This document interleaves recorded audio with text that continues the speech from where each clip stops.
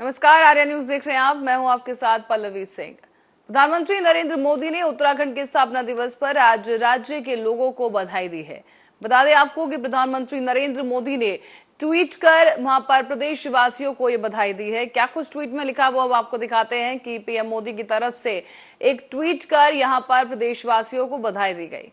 प्रधानमंत्री मोदी ने लिखा है कि उत्तराखंड के स्थापना दिवस पर देवभूमि में अपने सभी भाइयों और बहनों को मेरी हार्दिक शुभकामनाएं। और साथ ही पीएम मोदी ने आगे लिखा है कि पिछले 5 वर्षों में प्रदेश ने जो प्रगति की है वो वाकई काबिल तारीफ है। साथ ही उन्होंने लिखा कि उससे मुझे विश्वास है कि जो प्रगति हुई है ये पूरा दशक उत्तराखंड का ही होने वाला है। दरअसल आपको बता दें कि आज उत्तराखंड का स्थापना दिवस है, जिस पर प्रधानमंत्री नरेंद्र मोदी ने ट्वीट कर प्रदेशवासियों को बधाई दी और कहा कि जो मेरे भाई और बहनें हैं उनको मेरी हार्दिक शुभकामनाएं। पिछले 5 वर्षों में प्रदेश ने जो भी प्रगति की है उससे ये विश्वास हो गया है कि ये पूरा दशक उत्तराखंड का होने वाला है। आपको बता दें कि ये प्रकृति और आध्यात्मिकता से उनकी निकटता से जुड़ा हुआ राज्य है और इस राज्य के लोग राष्ट्र निर्माण में कई क्षेत्रों में असाधारण योगदान दे रहे हैं। प्रधानमंत्री ने कहा कि उत्तराखंड के आगामी वर्षों में प्रगति करते रहने की कामना करता हूं। उत्तर प्रदेश का पुनः गठन करके 9 नवंबर 2000 को इस पर्वतीय राज्य की स्थापना की गई थी।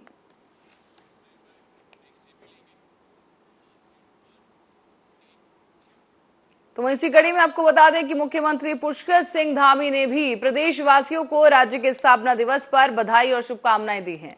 मुख्यमंत्री ने राज्य निर्माण के सभी अमर शहीदों, आंदोलनकारियों और देश के लिए सर्वोच्च बलिदान देने वाले वीर जवानों को श्रद्धापूर्वक नमन करते हुए हाल ही में प्रदेश में आई आपदा में जान गंवाने वाले लोगों के प्रति भी संवेदनाएं प्रकट की। इस दौरान मुख्यमंत्री ने राज्य निर्माण के साथ साथ औद्योगिक उत्तराखंड की मजबूत नींव रखने वाले पूर्व भारतीय प्रधानमंत्री भारत रत्न अटल बिहारी वाजपेयी को भी राज्य की जनता की ओर से नमन किया है। मुख्यमंत्री पुष्कर सिंह धामी ने अपने संदेश में कहा कि प्रदेश की महान जनता के आशीर्वाद, सरकार की मजबूत इच्छा शक्ति और प्रधानमंत्री नरेंद्र मोदी के उत्तराखंड के प्रति विशेष लगाव और केंद्र सरकार के सहयोग से उत्तराखंड तेजी के साथ विकास की ओर अग्रसर हो रहा है।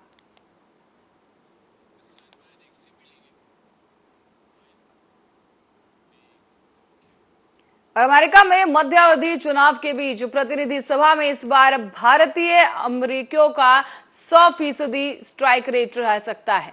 दरअसल आपको बता दें कि भारतीय मूल की एक अमेरिकी अमीबेरा राजा कृष्णमूर्ति रॉ खन्ना और प्रमिला जयपाल के फिर से चुने जाने की संभावना है। ऐसे में अमेरिका के लाखों वोटर्स ने गवर्नर, सेक्रेटरी ऑफ स्टेट और अन्य कार्यालयों की प्रमुख को चुनने के लिए मतदान किया। और इस बीच अमेरिका में एक और भारतवंशी ने इतिहास रच दिया है।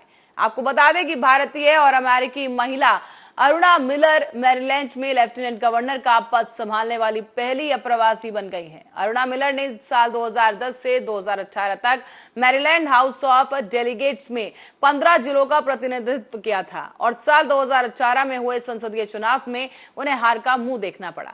लेकिन इसके बाद उन्हें डेमोक्रेटिक की तरफ से गवर्नर पद का प्रत्याशी बनाया गया, जिसमें उन्होंने अब जीत हासिल कर ली है।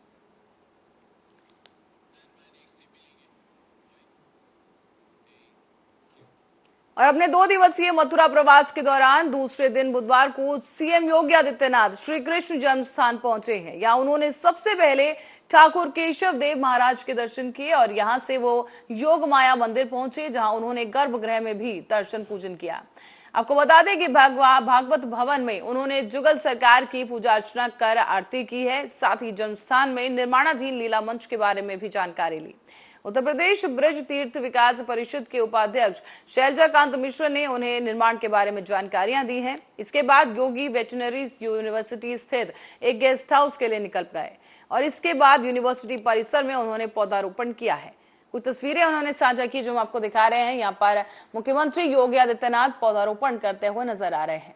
आपको ये बताते चले कि मुख्यमंत्री योगी आदित्यनाथ अपने 2 दिवसीय प्रवास पर मंगलवार को मथुरा पहुंचे थे। उन्हें कल शाम को सांसद हेमा मालिनी अभिनीत और महाराज की जो प्रस्तुति है उसमें जवाहर बाग में शामिल होना था, लेकिन कार्यक्रम बारिश के चलते स्थगित कर दिया गया। सीएम बुधवार को सुबह ही आजई में भक्ति वेदांत गुरुकुल में कृष्ण बलराम के मंदिर और दूध डेयरी का लोकार्पण भी करेंगे।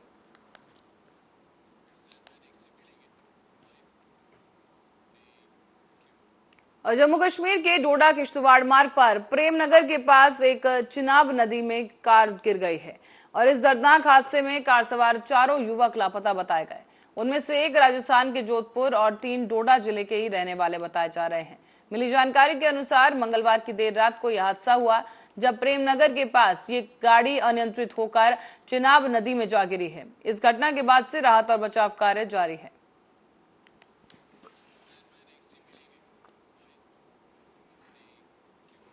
दिल्ली कांग्रेस के नव नियुक्त अतिरिक्त प्रभारी अजय कुमार ने भ्रष्टाचार, प्रदूषण, शिक्षा और स्वास्थ्य के मामले में दिल्ली सरकार पर निशाना साधते हुए सुकेश चंद्रशेखर की तरफ से करोड़ों रुपए के लेन देन के आरोप पर कांग्रेस के प्रदेश प्रभारी ने कहा कि दोनों की नार्को जांच करवा लें, जिसके बाद दूध का दूध और पानी का पानी हो जाएगा।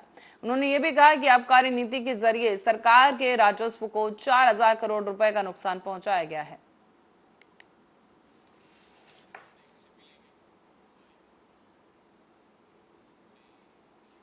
और सुप्रीम कोर्ट के वरिष्ठतम न्यायाधीश धनंजय वाई चंद्रचूड़ आज मुख्य न्यायाधीश पद की शपथ लेते नजर आए।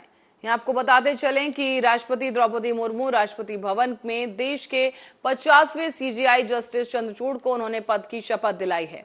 जस्टिस चंद्रचूड़ सुप्रीम कोर्ट के पवित्र गलियारों से बेहद अच्छी तरह वाकिफ भी हैं। बताया जाता है कि उनके पिता लगभग 7 साल और 4 महीने तक मुख्य न्यायाधीश रहे थे, जो कि शीर्ष अदालत में इतिहास में किसी सीजेआई का सबसे लंबा कार्यकाल रहा है। तो वहीं भारत के 50वें मुख्य न्यायाधीश बनने जा रहे जस्टिस डीवाई चंद्रचूड़ ने कहा है कि जस्टिस यूयू ललित के उत्तराधिकारी के रूप में उनके कंधों पर बहुत जिम्मेदारियां हैं और उन्होंने पद की अब शपथ ले ली है।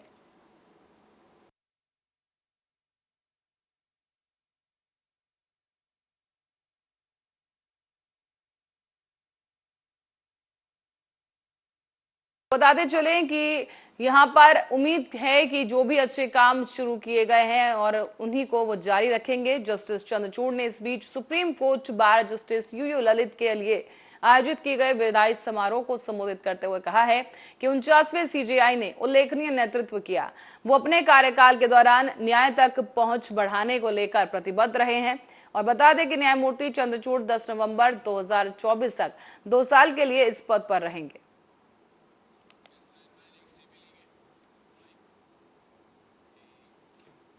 भारत, चीन और नेपाल में मंगलवार की देर रात को भूकंप के झटके महसूस किए गए हैं।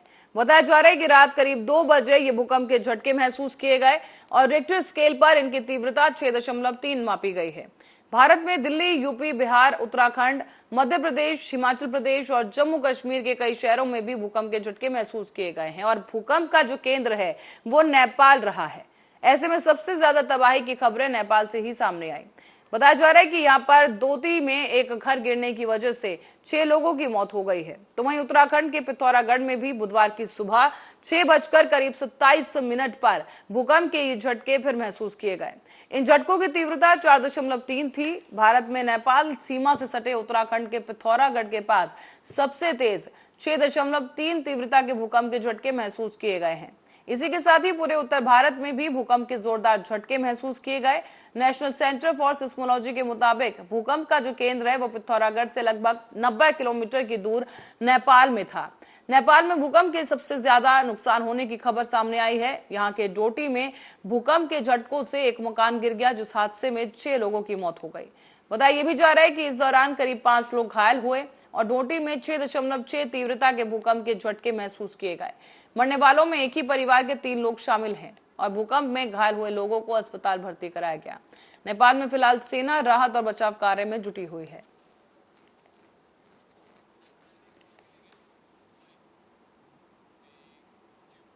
मथुरा सांसद हेमा मालिनी के महाराष्ट्र कार्यक्रम में अव्यवस्थाओं का अंबार देखने को मिला है।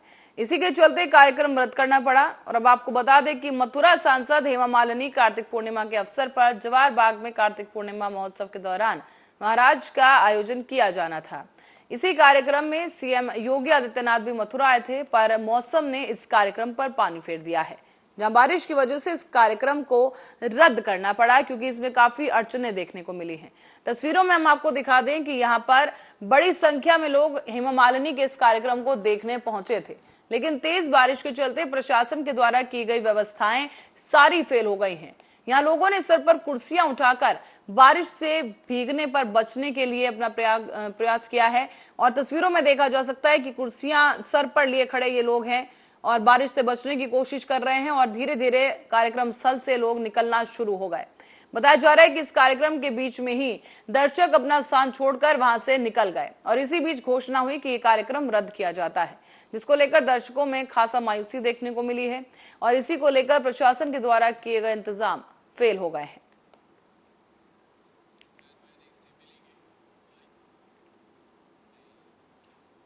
और अयोध्या से खबर है, जहां दूषित मट्ठा पीने की वजह से 12 बच्चे बीमार हो गए।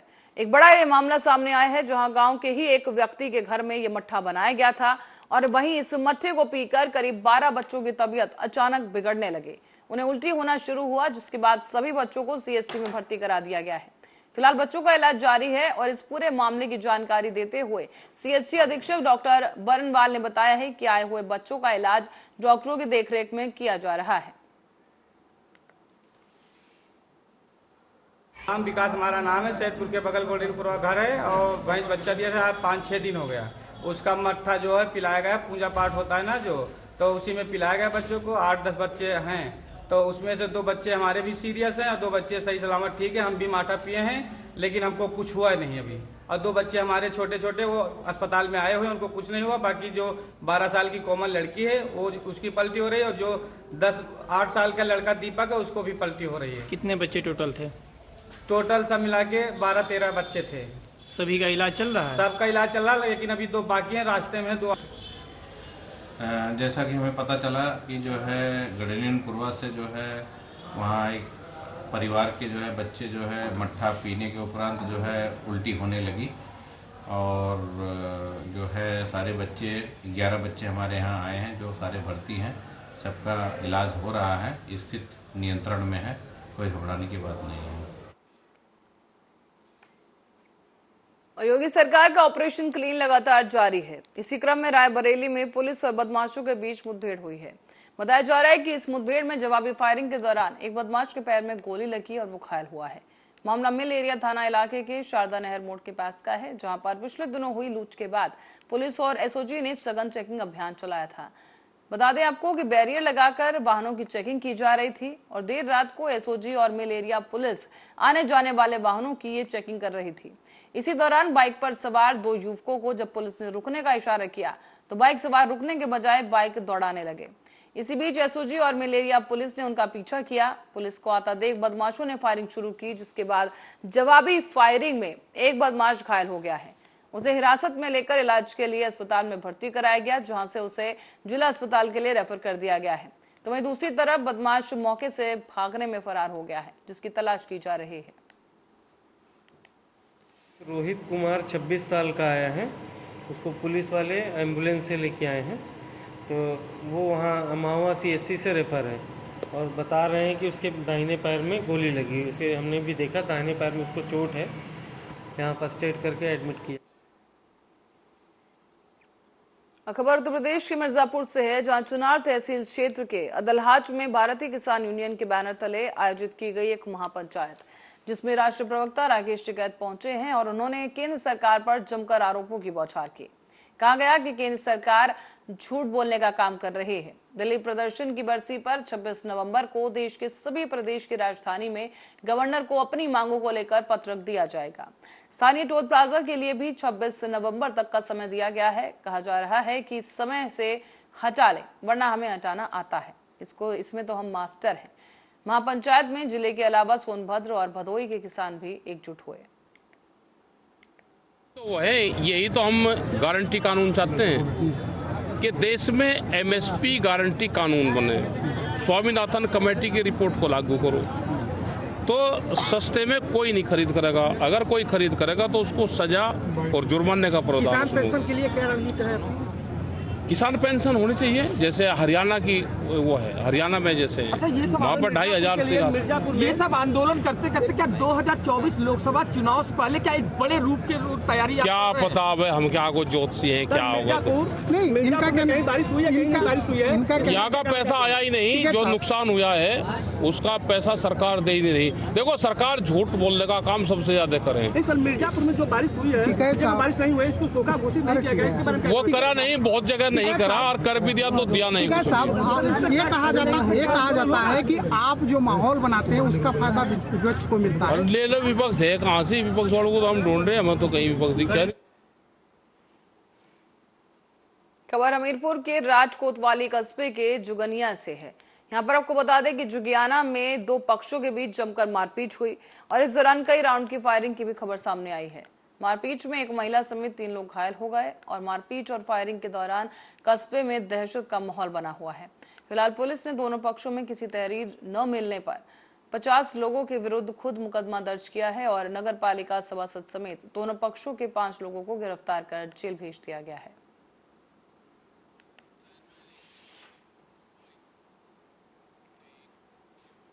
और धन दोगुना करने का लालच देकर एक महिला से 1.5 लाख के जेवर लेकर ये चोर रफू चक्कर हो गए हैं।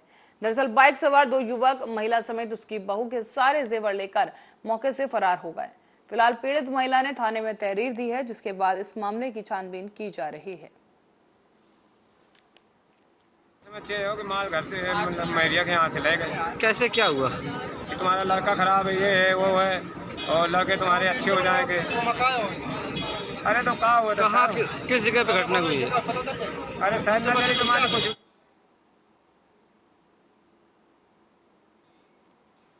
मध्य प्रदेश के गृह मंत्री नरोत्तम मिश्रा ने मीडिया से बात करते हुए कांग्रेस पर एक बार फिर से जमकर हमला बोला है। एक तरफ उन्होंने भारत जोड़ो यात्रा पर बयान दिया, तो दूसरी तरफ उन्होंने कमलनाथ को भी घेरा है। क्या कुछ रहा पूरा मामला, क्या कुछ कहा उन्होंने, आप ही सुनिए। जो सत्र होता है उसमें तो बात रखते नहीं है, फिर कहते हैं सत्र बड़ा कर दो। हल्ला मचाने के लिए सत्र नहीं होते हैं और इसलिए उन्हें ये ध्यान रहे कि जो सत्र है एक बार तो कभी सार्थक चर्चा करके दिखाएं।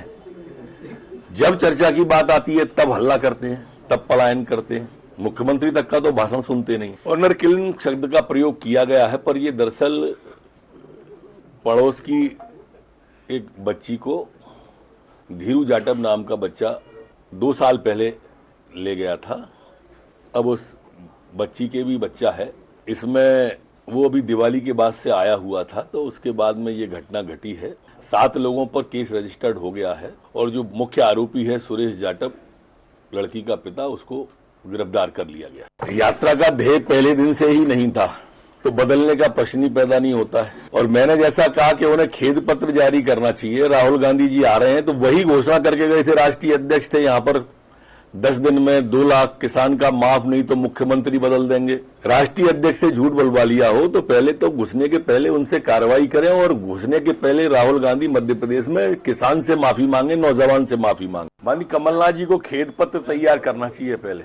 जो उन्होंने किसानों से, नौजवानों से झूठे वादे किए थे पिछली बार, उसके लिए खेद पत्र जारी करें तो अच्छा है। और वैसे भी नए वचन पत्र को बनाने की जरूरत क्या है, पुराने वाले वचन पत्र की तारीखें बदल दें बस, क्योंकि किया तो उसमें भी कुछ नहीं है ना। और इसी खबर के साथ ही बुलेटिन में फिलहाल के लिए इतना ही। देश दुनिया की तमाम खबरों के लिए देखते रहिए आर्या न्यूज।